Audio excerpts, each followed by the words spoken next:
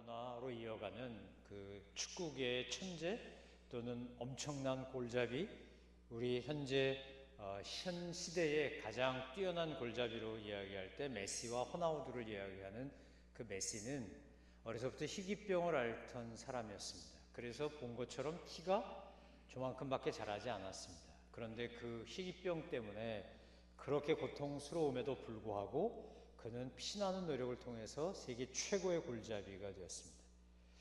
바르셀로나라는 팀에서 뛰고 있는데 스페인 리그에, 그런데 자기네 소속팀은 늘 우승으로 이끄는 그가 유독 아르헨티나 국가대표 유니폼을 입으면 늘 준우승밖에 하지 못했습니다. 그 천재적인 골잡이가 페널티킥에서 첫 번째 키크로 나섰다가 헛발질하듯이 허공으로 볼을 차 올렸을 때 얼마나 그는 낙심했을까.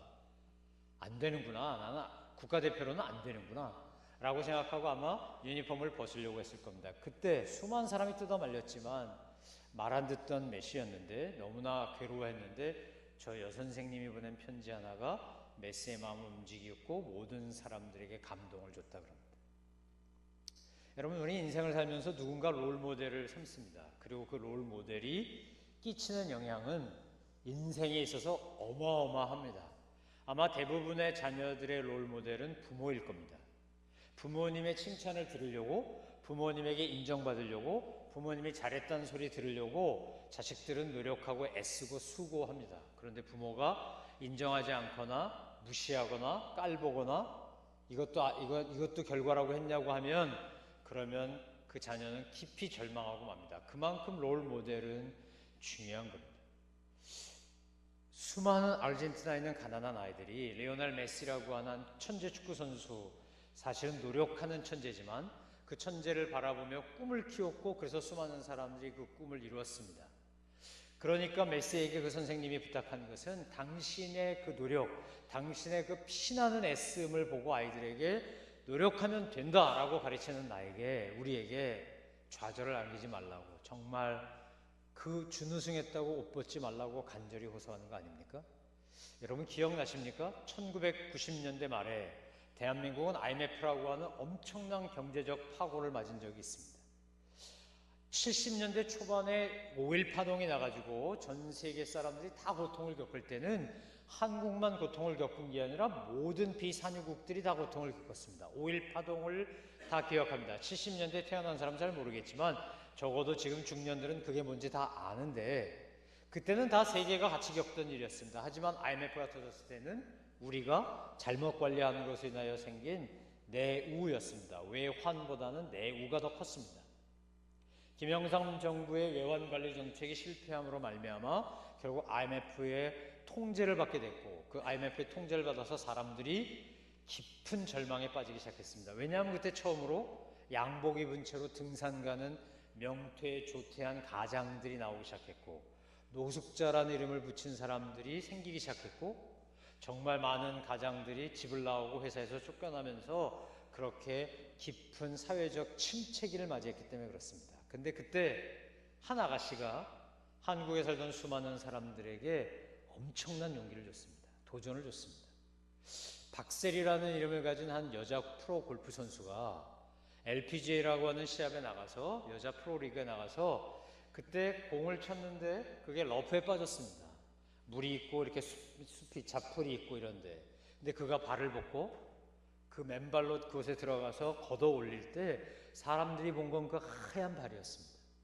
얼마나 연습을 했는지 발목, 복숭아뼈 이상은 다 새카만데 햇빛에 그슬려서, 그런데 유독 발만, 신발 신고 양말 신고 연습했던 그 발만 하얀 발이었습니다. 그가 러프에서 공을 걷어 올리고 마침내 우승했을 때 한국에 살던 수많은 사람들에게 준 메시지는 하면 된다, 해보자, 할 수 있다 였습니다. 러프에 빠졌다고, 가다가 공이 제기를 잃어버렸다고 끝이 아니다. 발을 걷어붙이고 그리고 들어가면 된다, 하면 된다. 그리고 박세리 선수의 그 역량 때문에 세리키즈라고 불리우는, 박세리 아이들이라고 불리우는 수많은 여자 프로 골퍼 선수들이 자라나기 시작했고, 그들이 지금 전 세계 LPGA 대회 나가서 쥐락펴락하는 코리아 남자 군단이 됐습니다. 한 사람의 영향이 그렇게 큰 거죠. 그 많은 축구 선수 중에 박지성이라는 선수를 기억한 이유는 그가 평발의 키가 작은 선수이기 때문입니다. 그런데 그가 그것을 극복하려고 산소 탱크라는 별명이 붙일 만큼 피신하게 연습해서 세계 최고의 구단 중에 하나라는 맨체스터 유나이티드에 가서 그가 그렇게 오랫동안 활동했습니다. 히딩크 감독이 와서 우리들에게 2002년도 월드컵 때 준 선물이 바로 그거 아니었습니까? 꿈은 이루어진다. 그러면서 도전하면 무엇인가가 된다는 걸 그 축구 감독이 우리에게 선물로 주고 왔습니다. 여러분, 우리는 다 누군가를 롤모델로 삼고 살아갑니다. 그리고 어떤 사건이 우리에게 주는 메시지는 엄청납니다. 여러분을 바라보고 있는 분이 있다는 것을 잊지 마십시오. 적어도 여러분의 자녀는 여러분의 말 한마디, 여러분의 행동 하나가 그들에게 끼친 영향은 절대적입니다. 부모의 말 한마디가 자식의 인생을 바꿀 수 있습니다. 가장 최근에 공익광고협의회라는 곳에서 이세돌 구단을 통해서 요즘 아주 위로의 메시지를 보냅니다. 그는 어려서 그도 희귀병을 앓았기 때문에 이 성대가 이상해져가지고 여자 목소리 같기도 하고 남자 목소리 같기도 한 딱 변성기 중간에 있는 그 청소년 목소리 같은 소리로 그는 말을 합니다. 얼핏 들으면 여자 같고 얼핏 들으면 남자 같고 소년 같은 목소리로. 그가 요즘 공익광고협의회에서 내보내는 TV로도 나오고 라디오도 나오는데 그는 이렇게 말합니다. 포기하지 마라. 좌절하지 마라. 자기는 그렇게 말하고 싶지 않다는 거예요. 지지 마라. 이런 말 안 하고 싶다는 거예요. 자기가 프로 기사지만 얼마나 많이 자기가 지는 기사인지 모른다는 거예요. 근데 하고 싶은 말이 있대요. 괜찮아. 잘 될 거야. 넌 잘하고 있어. 알파고와의 대국을 통해서 이세돌 구단은 이제 한국을 넘어서서 전 세계에 알려진 프로 기사가 됐는데 그가 요즘 젊은이들에게 전하는 메시지입니다. 괜찮아. 잘 될 거야. 넌 잘하고 있어. 수많은 젊은이들이 그 공익광고협회에서 하는 그 이세돌 구단의 메시지에 용기를 얻었다고 답글을 다는 걸 제가 보았습니다. 그래, 지금 하듯이 하자. 지금 하듯이 해. 여러분, 오늘 우리가 이 세상을 살아가면서 결코 녹록하지 않은 상황과 사건들을 경험하며 살아갑니다. 그럴 때 여러분 무엇을 바라보고 용기를 얻으십니까? 무엇을 바라보며 여러분의 삶의 모습을 계획하시고 실천하시고 따라가고 있습니다. 좋은 말은요, 우리나라의 우리말로 된 좋은 말은 죄 북한이 갖다 써가지고 우리가 못 쓰는 게 참 많습니다. 그 중에 하나가 동무라는 말 아닙니까? 동무생각이라는 동요도 있고 얼마나 좋아요. 친구라는 한자어보다 동무라는 우리말이 좋은데 이거 북한이 쓰니까 제가 예를 들어서 구창모 동무 이렇게 부르면 이제 이게 빨갱이가 되는 거예요. 참 이게 얼마나 좋아요. 이런 말 못 써. 그런데 북한이 즐겨 쓰는 바람에 우리가 잘 안 쓰는데 진짜 좋은 말 중에 하나가 뭐냐? 한번 따라해 보시겠어요? 따라 배우자. 북한에 가면요, 제가 북한 여러 번 갔다 왔으니까 거기 빨간 글씨로 뭐 어버이 수령 김일성 동지를 따라 배우자, 우리의 영원한 어머니 김정숙 동지를 따라 배우자, 21세기 태양 김정일 동지를 따라 배우자. 따라 배우자는 말을 얼마나 많이 써놨는지 몰라요. 좋은 말은 죄 갖다 쓰는 것 같아. 국어학자가 남한보다 북한학자들이 더 뛰어난가 봐요. 얼마나 잘 쓰는지. 그런데 진짜 우리가 따라 배워야 됩니다. 누구를 따라 배워야 됩니까? 우리의 따라 배워야 될 영원한 대상은 예수님입니다. 예수님. 여러분, 예수를 믿고 신앙생활을 하고 크리스찬이 되고 교회를 다닌다는 말은 뭐냐? 예수님 흉내내게 하는 겁니다. 예수님 따라 배우게 하는 거예요. 저는 평안북도 영변에서, 우리 부모님은 영변 이렇게 말씀하시는데 근영변에서 내려온 피난민 자식이라요. 예? 길에 갖고 소리 고조 아버지가 이렇게 얘기해요, 집에서. 그러니까 저는 어릴 때부터 그렇게 들었어요. 영락교에서 태어나서 자라났으니까 평안도 말이 표주는 줄 알았어요. 근데 평안도 사람들이 하는 말 중에요, 참 이게 듣고 배우는 게 무섭구나라는 게, 들었다라고 얘기 안 하고요, 꼭 듣었다 그래요. 내래 듣었는데 이러시거든요. 그래서 내래 나도 듣었시오. 그래갖고서 나도 말하면 내래 들었는데가 아니고 내래 듣었는데 이런단 말이에요. 저 흉내내는 거 아니거든요. 그런데 듣고 배운 대로 하는 거예요. 그러니까 들었다 그러지 않고 꼭 듣었다 그래. 저희 할아버지가 주무시면 부셨어요. 희한해. 왜 이렇게 부시는지. 이렇게 부셔요, 주무시면서. 어느 날 보니까 우리 아버님도 부셔. 저도 자면 어떨 것 같아요? 불어요. 야, 신기해. 그거 자면서 연습한 거 아닙니다. 나도 불어야지. 나도 채씨 집안 아들이니까 불어야 돼. 나는 불어야 될 역사적 사명을 띠고 이 땅에 태어났다. 이런 거 아닙니다. 그런데 이게 유전이라서 불어, 잠만 자면. 저희 아내가 보고 너무 웃긴다는 거예요. 시할아버지 부셔, 시아버지 부셔, 남편도 불어, 시아주버님도 불어. 이 집안은 죄 불어 자면. 그게 집안의 혈통과 뿌리라는 거죠. 이게 습관이고 가족력인 거죠. 심지어 병력도 내려오잖아요. 여러분, 우리가 예수님을 믿으면 다 따라해야 돼요. 누구 하신 거를? 예수님 하신 거예요. 리오넬 메시에게 편지를 보낸 여선생님은 당신의 일거수일투족을 우리 애들이 다 따라한다는 거 아니에요? 내가 아무리 선생님이지만 열심히 가르쳐도 애들은 내 흉내를 안 내는데 당신 흉내는 다 낸다. 그래서 내가 당신이 한 골 넣기 위해서 얼마나 연습하는지를 애들한테 가르친다. 저 눈에 보이는 게 다가 아니라고. 그러니까 제발 포기하지 마라. 그러고 눈물로 호소한 거죠. 당신이 포기하면 애들도 다 포기할 테니까. 당신 따라할 테니까. 아, 2등은 패배구나. 2등 하는 거는 실패한 거구나. 이렇게 생각할 테니까. 아까 보낸 편지에 있는 것처럼 자기가 사랑하는 일을 하며 행복해하는 것이 진정한 성공임을 제발 보여달라. 옷을 벗지 말아달라는 게 그 선생님의 부탁이었죠. 여러분, 예수님이 오늘 우리들에게 본을 보여주셨죠.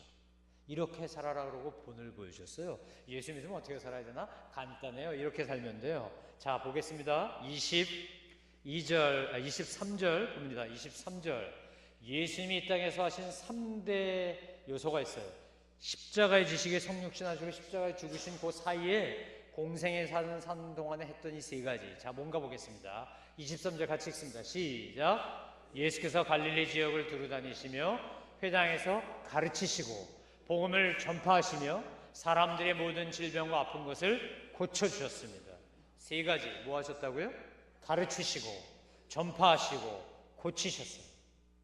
예수님이 이 땅에서 와서 공생에 하시는 동안에 하신 세 가지. 뭐요?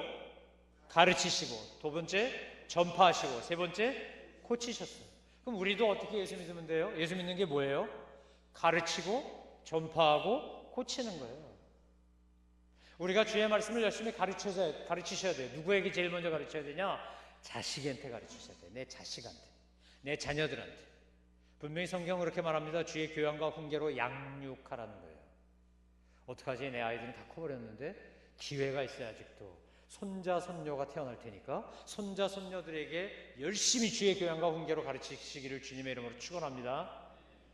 손집사님이 속으로 그런 것 같아요. 시집을 가서 애를 낳아야 뭐 가르치든지 말든지. 이놈의 새끼들은 왜 시집도 안 가고 말이지. 시집간 녀석은 왜 애를 안 낳고 그래. 이러고 이러신 것 같은데 낳을 거예요. 걱정하지 마세요. 기다려. 반드시 그날이 와. 그러면 잘 준비하고 있다가 어떻게 하시라고요? 주의 교양과 훈계로 양육하셔야 돼요. 가르치셔야 돼요. 최고의 가르침은 뭐죠? 최고의 가르침은 본을 보이는 거예요. 내가 먼저 행하는 거예요. 사람은 들은 대로 하지 않고요, 본 대로 합니다. 신기해요. 듣기는 엄청나게 많이 들었는데 그대로 안 해. 근데요, 본 거는 어쩜 이렇게 따라하는지. 그냥 그대로 흉내를 내요.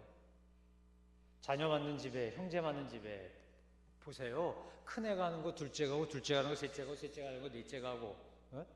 우리 김 집사님이 이제 다섯째도 태어날 거니까 보면 알 거야. 1-1을 1-2가 따라하고 1-3이 따라하고 뭔 말인지 못 알아들으시나? 2-1, 2-1 이래가면서 부르시는데 그렇게 따라해요. 그대로 따라해. 신기해. 언니 하는 걸 그대로 따라해. 형 따라하는 거, 누나 따라하는 거 그대로 따라해. 저도요, 3형제 중에 제가 막내 아들이에요. 우리 형들이 어떻게 하나를 보고 어느 날 보니까 제가 그대로 하고 있더라고.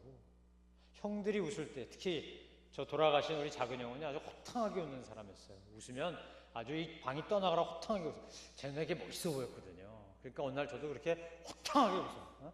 형이 하는 거 그대로 따라하는 거야. 어떻게 말하나, 어떻게 행동하나, 무슨 옷 입나, 뭘 먹나, 어떤 제스처를 하나. 그래가지고 서로 와이프들을 얼마나 속여 먹었는지 몰라요. 전화하면 똑같아요. 음성까지. 어투도 똑같거든. 그래갖고서는 이제 마치 남편인 것처럼 속여먹다 나중에 놀랬지? 뭐 이러고 이제 놀려먹기도 했는데 이게 똑같으니까 가능한 거예요. 여러분, 우리가 예수 믿는 건 뭘 똑같이 흉내내는 겁니까? 예수님처럼. 예수님이 하신 3대 사역이요. 십자가 달려 돌아가시려고 성육신하시고 죽으셨어요. 우리 뭐 하면 돼요? 성육신하고 죽으면 돼요. 아멘. 내가 안 죽으니까 역사가 안 일어나요. 내가 안 낮아지니까 역사가 안 일어나요. 변화가 안 일어나요. 내가 낮아지고 죽으면 역사가 일어나요. 제가 어제 양 목사님이라고 지금 미랄복지재단 사목하시는 친구 목사님을 초청해다가 어제 참사랑 꿈터, 참사랑 마중물에서 운영하는 참사랑 꿈터 선생님들하고 고참 자원봉사자, 기특한 친구들이 있어요. 고등학교 때부터 열심히 했고, 우리 지연이 같은 애 프루덴셜 보험회사에서 청소년 봉사상 줄 때 금상 받은 애거든요. 부상으로 100만 원 받았어요. 100만 원 받은 것 중에 50만 원 기부해가지고 지금 2층에 가면 제빵실에 있는 그 스테인레스로 된 제빵 탭을 걔가 기부한 거예요. 고등학생이 100만 원 받았는데 반뚝 잘라가지고 기부했어요. 지금도 걔가 와서 제빵 선생이에요. 대학교 1학년짜리가 애들 데리고. 그 녀석들, 그 삼총사 있어, 미녀 삼총사. 그 녀석들하고 같이 앉아서 세미나 하는데 이러는 거예요. 미랄선교단이 5년 전에, 미랄복지단이 5년 전에는 직원이 딱 3명이었대요. 지금은 사무처 직원이 200명이 넘고 전국에 있는 직원들 합치면 700명이 됐대요. 5년 만에. 여러분 신기하지 않습니까? 처음에 5년 전에 예산이 6천만 원이었대요. 6천만 원이 기부가 모금이 안 돼가지고 그 대표하는 정 목사님 같은 분이 막 금식하고 기도했대요. 지금은 얼마냐? 5년 만에 1,000억을 해요. 1,000억. 너무 놀래갖고 아도 안 나오지, 억도 안 나와. 어제 듣는 사람들도 그러더라고. 이게 뭔 소리래. 멍해가지고. 아니 5년 전에 6천만 원이 안 됐는데 5년 만에 1,000억 원이 모인다고? 다 3명이 시작했는데 5년 전에 3명이 조그만 오피스텔에서 시작했는데 미랄학교에서 장소 좁다고 나가라 그래가지고 그 수서역에 있는 조그만 오피스텔에서 모였다는 거예요. 그런데 이 3사람이 시작했는데 지금 전국 전 세계에 흩어져 있는 직원까지 합치면 700명이 넘는데, 어제 그 이야기를 듣는데요, 정말 하나님은 위대하시구나라는 생각이 들었고, 동시에 하나님의 방법은 역시 사람이구나라는 생각이 들었어요. 아멘. 여러분, 하나님이 여러분을 통해서 역사하시길 원하세요. 믿으십니까? 하나님이 우리를 통해서 역사하시는데 우리가 뭐 하면 된다고요? 예수님처럼 하면 돼요. 어떻게 이렇게 됐냐? 간단하대요. 자기들이, 그 사람들이 외치는 게 미랄정신이래요. 미랄정신. 한 알의 미랄이 땅에 떨어져 썩으면 열매를 맺는다. 그래갖고 그 박 부장 같은 사람, 기업 담당하는 사람인데, 이 사람이 미랄복지재단 펀드레이징을 해야 되겠는데 기업가들을 만나고 싶은데 회장님 주소를 다 찾고, 심지어는 얼마나 연구를 했는지, 이분의 친구가 누구고, 이분이 언제 뭘 좋아하고 무슨 음식을 좋아하고 뭐 이런 걸 다 조사했대요. 국정원 저리 가랄 정도로 다 조사를 해가지고 생일 챙기고 뭐 와이프 생일 챙기고 심지어 손자 손녀 생일 챙기고. 근데 만날 길이 있어야지. 이분이 생각한 게 어떻게 해야지 이분들을 만날까? 우리나라 부자들이 제일 많이 사는 데가 어딘가 봤더니 저 강남구 압구정동 청담동이더래요. 근데 만날 수가 없는 거야. 전화해도 받지도 않고 비서들이 다 끊어버리고. 그래서 그 강남에 가갖고요, 그분이 기도했답니다. 하나님, 나 어떡하죠?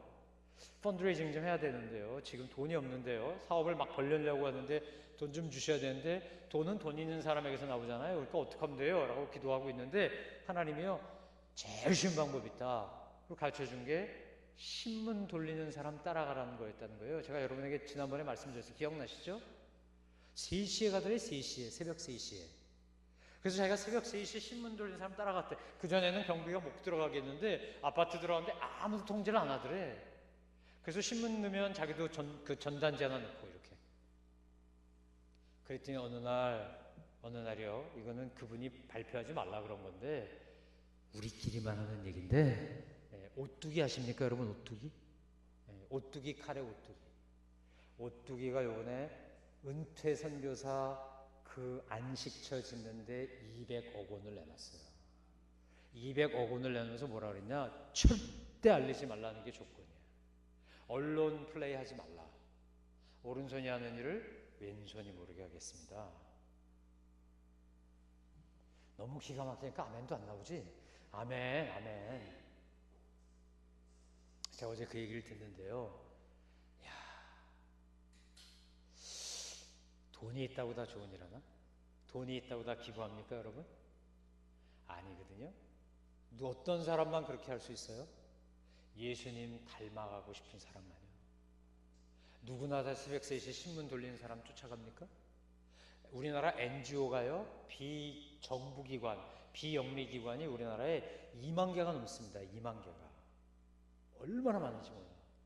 놀랬죠, 여러분? 우리나라 그렇게 많아요. 1인 비영리 기관도 많고요.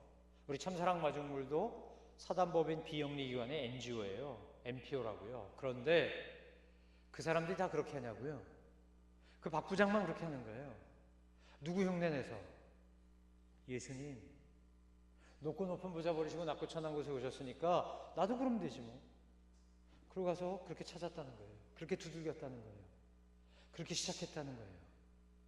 여러분, 우리나라 사회공동모금회라는 NGO가 제일 커요. 이게 어마어마하게 1년에 7천억인가 8천억을 모으는 거예요. 여러분, 사랑의 열매 아시죠? 사랑의 열매? 빨간색? 그래갖고 뭐 사랑의 온도계 되고 뭐 광화문회하고 그 사람들 중에요, 3사람이 뜻을 모아가지고 아너 소사이어티라는 걸 만들었어요. 아너 소사이어티를 만들어서 1억 원 이상 기부하면 아너 소사이어티가 되는 거예요. 지금은 회원이 1000명이 넘어요.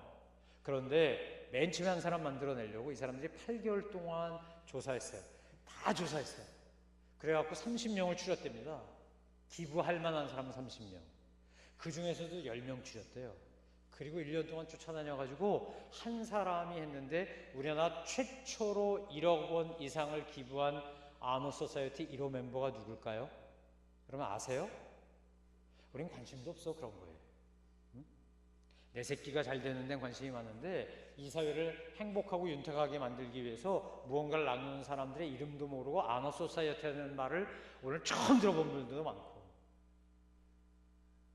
우리가 사는데요, 예수 믿고 사는데 우리의 관심과 생각이 정말 주님 원하시는 거하고 조금 거리가 있는 것 같아요. 최초로 1번 한 분은 누구냐면 동대문에서 인터넷으로 장사하는 아가씨 사장님이었대요. 30몇 살 먹은 아가씨 사장님. 그 아가씨 사장님을 설득하느라고 얼마나 공을 들였는지. 근데 어느 날 그 아가씨 사장님이 1억 원을 내놓은 거예요. 그래서 아너 소사이어티가 시작되기 시작했어요. 요즘은 자기들이 1억 원 낼 테니까 신문에 이렇게 조금 부고 기사 나듯이 조금 광고 내달라고 그렇게 부탁한대요. 이 사람들이 얼마나 발품을 팔았는지 부자들이 어느 신문을 제일 잘 보나 봤더니 조중동 중에 조선일보를 제일 잘 보더래요. 조선일보를 제일 많이 볼 때 그것까지 조사했어. 그래가지고 조선일보랑 MOU를 맺었어요. 우리가 아너 소사이어티 공동모금에서 1억 이상 기부하면 조선일보 요만큼 내달라. 그래서 조선일보가 이만큼 내준대요. 그 사람들은 이걸 막 이만큼 크게 복사해갖고 붙이는 사람, 200억 원을 내도 이름도 내지 말라는 사람, 별 사람 다 있다는 거예요. 그런데 보면 큰 돈 내고도 자기 이름 드러내기를 원하지 않는 사람은 누구 닮아가는 사람일까요? 예수님이요. 여러분이 가지고 계신 게 있어요. 어떤 분은 은사가 있고, 어떤 분은 재능이 있고, 어떤 분은 경험이 있고, 어떤 분은 지식이 있어요. 어떤 사람은 열정이 있어요. 여러분, 우리가 나누는데, 가르치는데 꼭 사범대학 나오고 교대 나와야만 가르치냐? 아니에요. 내 자녀들은 내가 주의 교양과 훈계로 가르칠 수 있고요. 정말 가르칠 수 있는 게 많은데 그 중에 하나가 본을 보이는 거예요. 삶으로 본을 보이는 거예요. 여러분, 우리나라의 최초의 서양식 병원은 세브란스 병원이에요. 저 남대문, 지금의 서울역 앞에 그 당시에 에비슨 선교사가 돌아다니면서 펀드레이징 해가지고 그때 미국에 있던 세브란스라는 사람이 감동해서 그 당시에 5만 불을 줬어요. 지금 같으면 5억 불이 넘을 거예요. 엄청난 돈을 줬어요. 자기 전 재산에다 하던 걸 줬어요.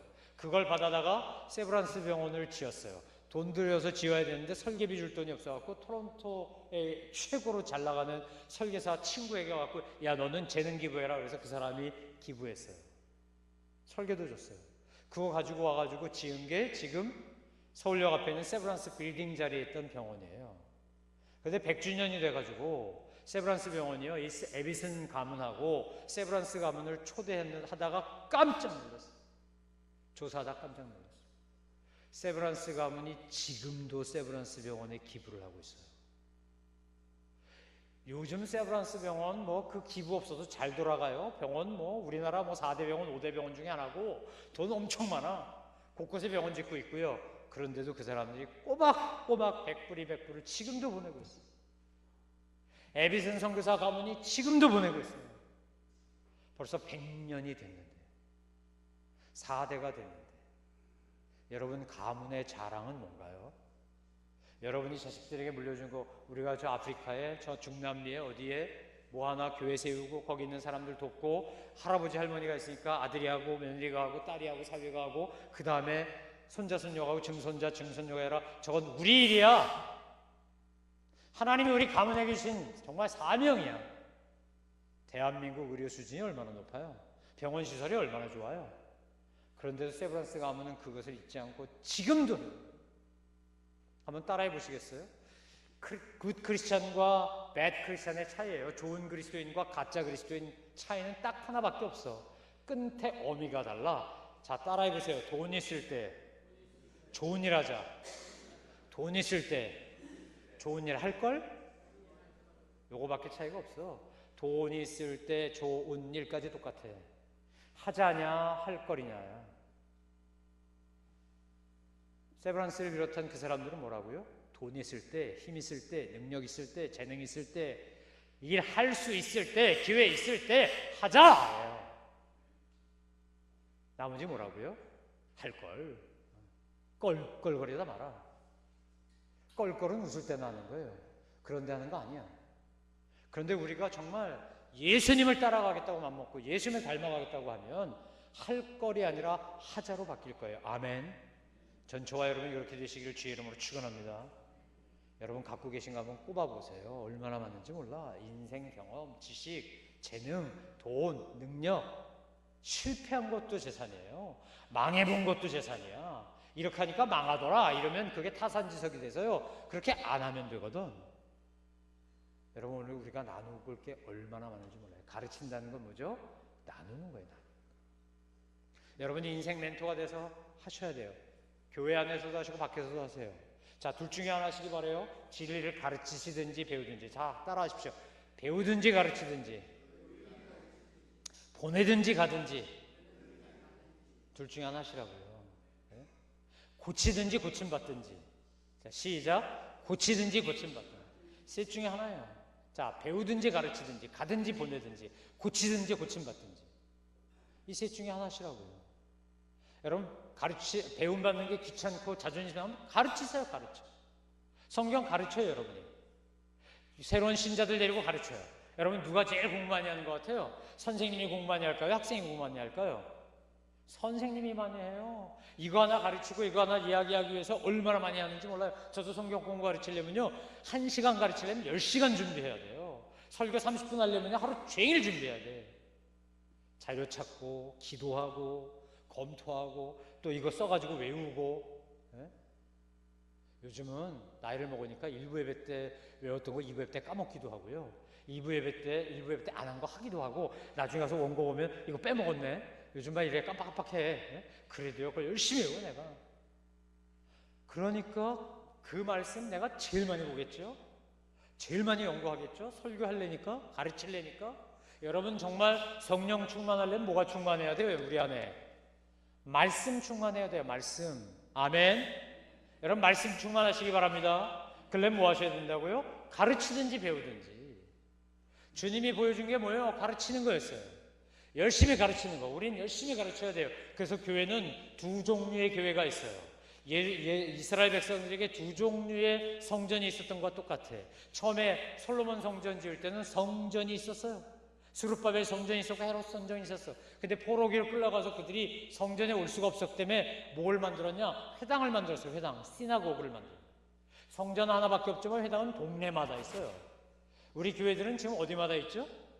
동네마다 있어. 우리 교회 여기 있는데 저 바로 옆에 한숨교회도 있고 길 건너가면 리버스 교회도 있고 얼마나 교회가 많은지 몰라. 요즘 교회는 성전 교회가 아니고 회당 교회예요. 그리고 교회는 뭐죠? 건물이 교회인가요? 오늘 아침에 집에서 나오시면서 굳게 결심했죠. 침묵은 금이다. 아무 말도 하지 않으리라. 이렇게. 자, 대답 좀 해보세요. 교회는 건물인가요? 아닙니다. 성경은 건물이 교회라고 말한 적이 없어. 따라해 보시겠어요? 교회는 하나님을 믿는, 예수를 그리스도로 고백하는 사람들의 공동체다. 뭐라고요? 교회는 공동체라고요. 사람들의 공동체. 신앙 고백하는 사람들의 공동체요. 저와 여러분이 교회예요. 내가 교회예요. 고린도서에서 뭐라고 합니까? 너희의 몸이 성령이 거하시는 성전인 줄 알지 못하느냐? 여러분, 우리가 성전이에요. 우리가 회당이에요. 회당에서는 강의도 하고요, 예배도 드리고요, 그리고 거기서는 병도 고치고요, 별일이 다예요. 그래서 사도 바울이 회당에 가서 열심히 복음을 전한 거예요. 여러분, 예수 믿는데 우리가 왜 일배반적으로 살까요? 내 몸이 회당이에요, 내 몸이 성전이에요, 내가 성전이라는 걸 자꾸 망각하기 때문에. 교회에 오면 천사같이 살아요. 얼마나 아름답고 얼마나 귀한 말들을 잘하는지 몰라요. 야, 여기가 천국이구나. 여기가 집사님, 권사님, 목사님 뭐 이래가면서요, 얼마나 말도 나긋나긋하게, 표정도 우아 그 자체야. 모나리자 미소 저리 가라요. 근데 나가면요, 세상 나가면 그냥 이게 눈이 시뻘게 져가지고 영악하게 이를 데 없는 사람으로 살아. 갈등도 안 하면서. 그거 왜 그럴까요? 삶이 믿음이고 믿음이 삶이 아니라고 생각하기 때문에 그래요. 따라해 보시겠어요? 삶이 믿음이다, 믿음은 삶이다. 아멘. 내가 예수님처럼 따라 살지 않으면 신앙생활 안 하는 거예요. 교회에 와서 아무리 내가 천사 같은 말을 해도요, 그건 신앙생활 아니에요. 내 삶의 자리에서 하셔야 돼요. 여러분 가정에서, 여러분 일터에서. 아멘. 거기서 내가 예수님으로 살아야죠. 그러니까 우린 때를 얻든지 못 얻든지 예수님이 하신 두 번째 뭐 하셔야 돼요? 전파해야 돼. 전파. 지난 월요일부터 우리 이목사님하고 새벽기도 마치고 여기 죽전 BS에 가서 전도하기 시작했어요. 노방전도, 씨 뿌린 전도하는 거죠. 이 씨가 언제 싹이 날지 열매를 맺을지 모르겠어요. 한 달 만에 될지 10년이 지나도 안 될지. 하지만 열심히 이제 복음의 씨를 뿌리는 거예요. 처음에 3일 동안은 물 줬어요. 물. 주보 싸가지고 물. 근데요, 첫날엔 띠도 안 들고 갔어요. 그래서 가서 이렇게 얘기했어요. 저희 교회에서 나왔습니다. 좋은 하루 되세요. 근데 이렇게 보다가 교회에서 나와 팩 돌려. 야, 어쩜 그렇게 돌리지?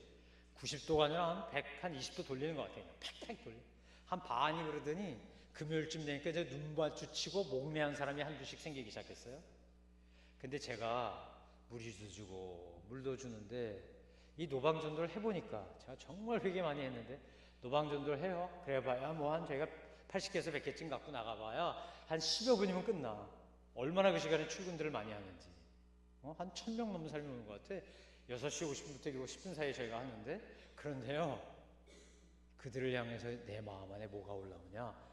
성경 말씀처럼 때를 얻든지 못 얻든지 말씀을 전파하라 그랬는데, 복음 전파, 예수 믿으면 행복해요, 예수님 믿으세요, 이런 말 하는데, 그런데요, 내 안에서 기쁨이 올라오고요, 그 팩팩 돌리는 영혼들에게 긍휼함이 생겨요. 주님의 마음으로 그들을 축복하며 기도하는 마음이 생기더라고요. 주님, 저들이 몰라서 그래요. 저들이 주님이 누군지 몰라서 그래요. 정말 이 세상에서 예수님밖에 없다는 걸 몰라서 그래요. 내 마음을 온전히 이해하고 알아주는 분 주님밖에 없다는 걸 몰라서 그래요. 불쌍히 여기시고 저들을 긍휼히 여기시고 구원해 주십시오. 하나님, 저들 중에 누가 교회에서 상처받았는지, 저도 목사지만 목사들이 모자라가지고 목사 때문에 상처받았는지, 아니면 장로님이나 성도에게 상처받았는지 뭔진 모르겠지만 하나님, 저들을 치유하시고 회복시키시고 주님의 자녀로 돌아오게 해주십시오. 돌아오게 해주세요. 그리고요, 축복기도가 막 저절로 나가. 일주일쯤 하니까 우리 김문경 성도가 출근하다가 와서 어느 날 덥석 저를 끌어안더라고. 목사님 수고합니다 하면서 저를 덥석 끌어안아. 금요일날 끌어안아 주는데 얼마나 좋든지. 근데요, 이렇게 보는데 정말 끌어안아 주고 싶은 사람들이 있어요. 힘들죠, 어렵죠, 힘내요, 괜찮아, 이길 수 있어, 잘 될 거야. 그리고 끌어안아 주고 싶은 사람들이 얼굴에 써 있어. 5일 동안 보고 나니까. 근데 괜히 아무 여자 남자나 끌어안다 큰일 나잖아요. 성폭행 내지는 무슨 동성연애자로 오해받을까봐. 나중에 써 붙여야 되겠대. 프리 허, 원하시는 분 안아드립니다. 이렇게 정말 안아주고 싶은 얼굴들이 있어요. 아침부터요, 절망이 꽉 차 있어요. 분노가 꽉 차 있어요. 죽지 못해 마지 못해 정말 도살장에 끌려가는 소 같은 얼굴로 출근하는 사람들, 통학하는 사람들 얼굴이 보여요. 이제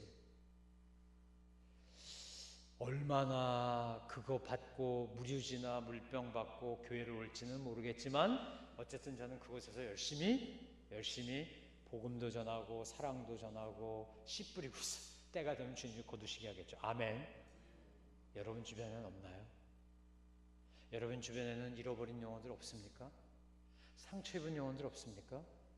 여러분, 우리가 복음을 전파하는 것을 통해서 뭐가 이루어지냐면 치유의 역사가 일어나요. 주님이 하신 게 그거예요. 자, 24절 한번 보겠습니다. 24절 시작. 예수에 대한 소문이 온 시리아에 퍼졌습니다.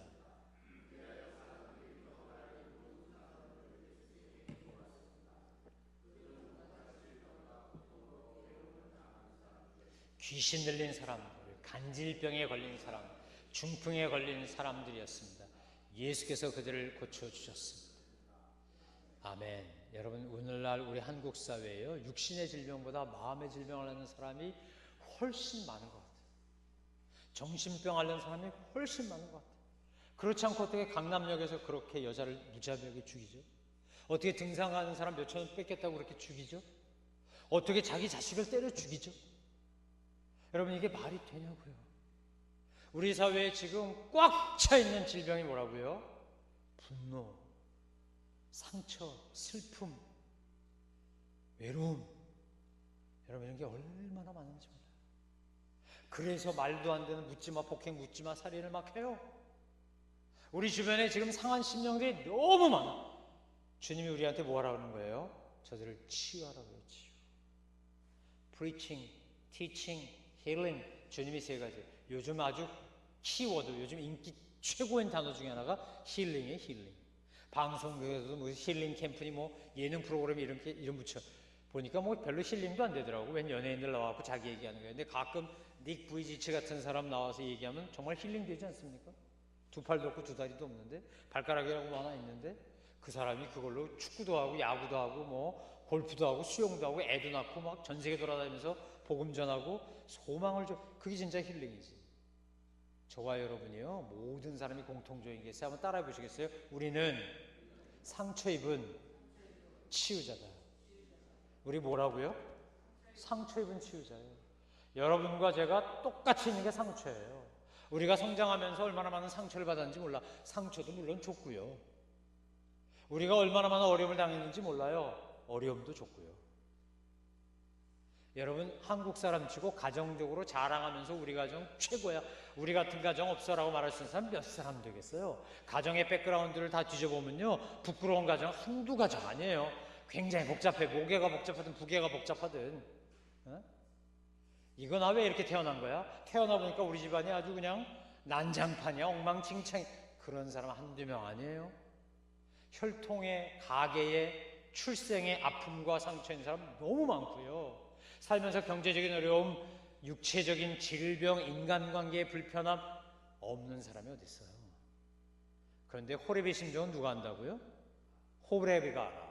과부 심정은 과부가 알고. 호렙이가 과부 심정까지 알아주면 그 호렙이 굉장한 호렙이지. 어? 그러니까 호렙의 심정 호렙이가 알고 과부 심정 과부가 안다는 말은 뭐예요? 상처받아 본 사람이 상처 입은 사람 마음을 안다고요. 여러분 다 상처 입었잖아요. 좌절이 뭔지 경험해 봤잖아요. 패배와 실패가 뭔지 한번 맛보셨잖아요. 가정생활하다가 사회생활하다가 그럼 하나님이 내게 주신 이 아픔이나 상처는 나한테 평생 그것 때문에 상처 타령하고 살라고 주신 건가요? 아니에요.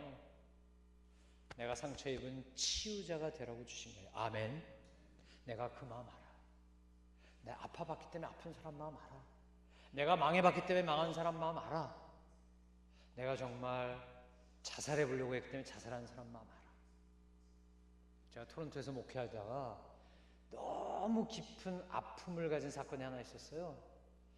토요일날 저하고 구역장, 거기는 순장이라고 부르는데 순장하고 어떤 자매를 만났어요. 이 자매가 너무 심한 우울증에 걸려가지고 맨날 죽겠다고 하는 사람이에요. 근데 우울증 걸려서 자살한 사람들은요, 구체적인 방법까지 얘기해요. 목사님, 저 20몇 층 아파트에 사는데 확 뛰어내리고 싶은 충동을 날마다 느끼. 이렇게 구체적인 방법을 얘기한다고. 달려온 차에 확 뛰어들고 싶어요. 약을 먹고 죽어버렸으면 좋겠어요. 목을 확 매달아 버릴까요? 뭐 이렇게 방법을 얘기해. 근데 토요일날 저하고 구역장인 순장하고 만났어요. 그 가족을 같이 저녁 먹었어요. 그리고 나름대로 열심히 설명하고 용기를 불어넣고 집에 갔어요. 내일이 주일이에요. 새벽 5시에 21층인가에서 떨어져 죽었어요. 제가요 1년 동안 얼마나 시달렸는지 죄책감 때문에. 저는 2층 집에 살았어요. 우리 그 순장 구역장은요 1층 반, 백스프리시라고 해서 뒤하고 1층하고 좀 나뉘어져 있는 그 집에 살았어. 만약 거기서 뛰어내려도 2층에서 뛰어내려봐야 다리 100개 더 부러지겠어? 죽지 않을 거 아니에요. 1층 가서 뛰어내리면 찰과상 밖에 더 입었겠냐고. 우리가 왜 데려가서 재우지 않았어? 왜? 뛰어내려서 죽고 싶다 그랬는데. 도대체 뭘 들은 거야, 뭘? 넌 목사가 돼가지고 뭘 들은 거야? 그 영혼이 죽겠다 그랬는데. 너 마지막으로 만났잖아, 마지막으로. 제가 1년 동안 이것 때문에 얼마나 눈물 흘리면서 시달렸는지 몰라. 하나님, 제 귀가 멀었습니다. 상대가 죽겠다 그랬는데 난 뭘 들은 겁니까 도대체? 새벽 5시에 연락받고 갔는데 다 깨져가지고. 그걸요 9살 먹은 딸이 봤어요. 걔는 평생토록 자기 죽은 엄마 그 환상, 그 영상 어떻게 잊어버려? 그 남편이 술 먹고 헤매고 방황하고 만날 때마다 눈물로 사과하고 미안하다 그랬어요. 미안해, 정말 미안해. 다 내 잘못이야. 그 자매가 죽겠다 그랬는데 내가 집에 데려갈 걸, 우리 집에서 재울 걸, 내가 억지로 병원에 데려갈 걸. 다 내 잘못이야. 내가 듣기는 들어도 듣지 못했어. 보기는 보아도 보지 못했어. 내가 눈이 멀었어. 내가 장님이야. 내가 귀머거리. 하나님, 저를 용서하시라고. 제가 잘못했다고.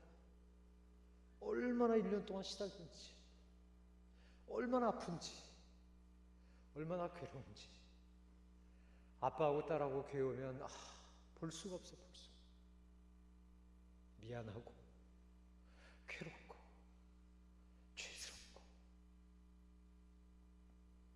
그 다음부터 옆에서 누군가가 아야 소리만 해도 온 촉각이 가는 거예요. 온 촉각이. 여러분, 오늘 여러분을 만난 어떤 사람이 내일 자살하려고 오늘 여러분을 만나고 있는 건 아닐까요? 제가 아까 말씀드렸죠. 어느 목사님이 비행기 타고 와서 제주도 갔는데 이 비행기 확 떨어져 내렸으면 좋겠어. 나 정말 죽고 싶어. 자살은 못하겠고 비행기 사고 났으면 좋겠어. 그러다 둘러보니까 비행기 안에 사람 많더래요. 나 때문에 여러 사람 죽으면 안 되잖아. 명색이 목사가 돼가지고. 그런데 제주도 가서 삼다도 바람도 많고 돌도 많고 여자도 많은 그 동네 갔는데 마지막 죽기 전에 여행 간 거야. 이 목사님이 죽으려고 한 거예요. 근데 바람이 와서 만지더래 자기를. 괜찮아, 잘 될 거야, 힘내라. 주님의 음성이 들리는 것 같더래. 같이 간 친구들이, 목사들이 그 사정 알고 같이 간 거니까 그렇게 눈물 뿌려가며 자기를 위해 기도하더래요. 그래서 돌아올 때는 그랬다는 거 아니에요? 주님, 이 비행기 떨어지면 안 됩니다. 죽으러 갔다가 살아서 왔어요. 오늘 누군가가 여러분을 만나러 왔는데 그 사람이 지금 죽으려고 왔어. 마지막으로 한번 만나고 여러분 죽으려고. 굿바이 하려고 왔어. 살아생전에 한번 얼굴 보고 밥 먹고 차 한잔 마시고 가려고. 그런데 하나님이 여러분 때문에 그 사람이 살게 하시는 것을 우리가 놓치지 않게 되기를 주의 이름으로 축원합니다. 하나님 우리에게 원하시는 게 뭐라고요? 예수님 흉내내는 거라고요. 예수님을 롤모델로 따라가는 거라고요. 손 한 번 잡아주고, 한 번 안아주고, 한 번 웃어주고, 한 번 등 쓰다듬어줬는데 그것 때문에 죽을 사람이 살아날 수 있어요. 내가 우리 집에 데려다 하루 재우고 따뜻한 밥 한 번 먹였더니 이 사람이 소망을 가질 수 있어요. 내가 그 사람의 눈물을 내가 함께 흘려주며 기도했더니 그것 때문에 용기가 나서 이 비행기 안 떨어지게 해달라고 기도하는 사람으로 바뀔 수 있어요. 여러분, 오늘 주님이 우리를 통해서 그 일을 하기를 원하세요. 저와 여러분이 상처 입은 치유자가 되기를 원하세요. 복음을 전하시고 진리를 가르치시고 상처 입고 고통당하는 이 수많은 사람들을 고치신 여러분 되시기를 주의 이름으로 축원합니다. 그러면 여러분 때문에 수많은 사람들이 주님을 따르게 돼요. 25절 같이 보겠습니다. 시작. 그러자 갈릴리, 데가볼리, 예루살렘, 유대, 요단강 건너편 지역에서 온 수많은 사람들이 예수를 따랐습니다. 아멘.